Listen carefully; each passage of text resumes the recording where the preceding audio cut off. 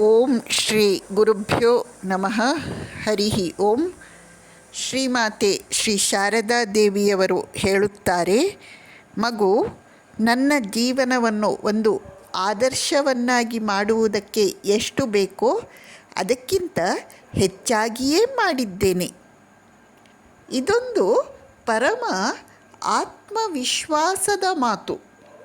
ಯಾವ ಶ್ರೀಮಾತೆಯವರು ನಾನು ಏನೂ ಅಲ್ಲ, ನಾನು ಕೇವಲ ಶ್ರೀರಾಮಕೃಷ್ಣರ ಚರಣದಾಸಿ ಎಂದು ಹೇಳುತ್ತಿದ್ದರೋ, ಆ ಶ್ರೀಮಾತೆಯವರು ಇಂಥ ಮಾತನ್ನು ಹೇಳಬೇಕಾದರೆ ಅವರು ನಿಜವಾಗಿ ಆ ಆದರ್ಶವನ್ನು ಎಷ್ಟರ ಮಟ್ಟಿಗೆ ಪರಾಕಾಷ್ಠೆಯ ಸ್ತರದಲ್ಲಿ ಬದುಕಿ ತೋರಿಸಿದ್ದಿರಬೇಕು ಎಂಬುದನ್ನು ಕಲ್ಪಿಸಿಕೊಂಡಾಗ ಅಥವಾ ಅವರ ಜೀವನದಲ್ಲಿ ನಾವು ಪ್ರತ್ಯಕ್ಷವಾಗಿ ಕಂಡಾಗ ಬೆರಗಾಗುತ್ತೀವಿ. ಶ್ರೀಮಾತೆಯವರು ಯಾವ ಆದರ್ಶವನ್ನು ನಮಗೆ ತೋರಿಸಿಕೊಟ್ಟದ್ದು? ಶ್ರೀಮಾತೆಯವರು ಮಾತೃತ್ವದ ಪರಾಕಾಷ್ಠೆಯನ್ನು ತೋರಿಸಿಕೊಟ್ಟಿದ್ದಾರೆ. ಏನು ಆ ಪ್ರೇಮ, ಏನು ಆ ತ್ಯಾಗ, ಏನು ಆ ಸೇವಾಭಾವನೆಯ ಪರಾಕಾಷ್ಠೆ? ಶ್ರೀಮಾತೆಯವರು ದೇವಿತ್ವ ಎಂಬ ಆದರ್ಶದ ಪರಾಕಾಷ್ಠೆಯನ್ನು ತೋರಿಸಿಕೊಟ್ಟಿದ್ದಾರೆ.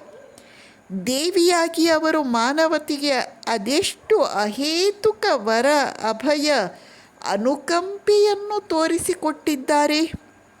ಶ್ರೀಮಾತೆಯವರು ಗುರುಭಾವದ ಪರಾಕಾಷ್ಠೆಯನ್ನು ತೋರಿಸಿಕೊಟ್ಟಿದ್ದಾರೆ.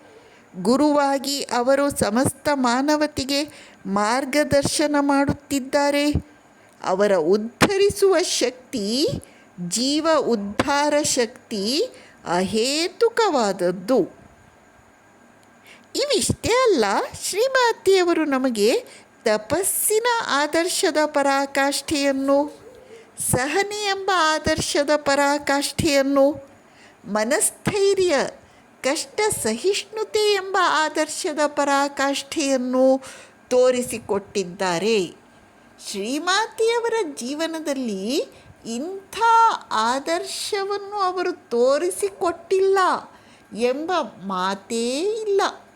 ಅಷ್ಟು ಪರಿಪೂರ್ಣ ಪ್ರಮಾಣದಲ್ಲಿ ಒಂದು ಜೀವನವನ್ನು ಆದರ್ಶಪ್ರಾಯವಾಗಿ ಮಾಡಲು ಎಷ್ಟು ಬೇಕೋ ಅದಕ್ಕಿಂತ ಅಧಿಕವಾಗಿ ನಮ್ಮ ಶ್ರೀಮಾತೆಯವರು ಬದುಕಿ ತೋರಿಸಿದ್ದಾರೆ.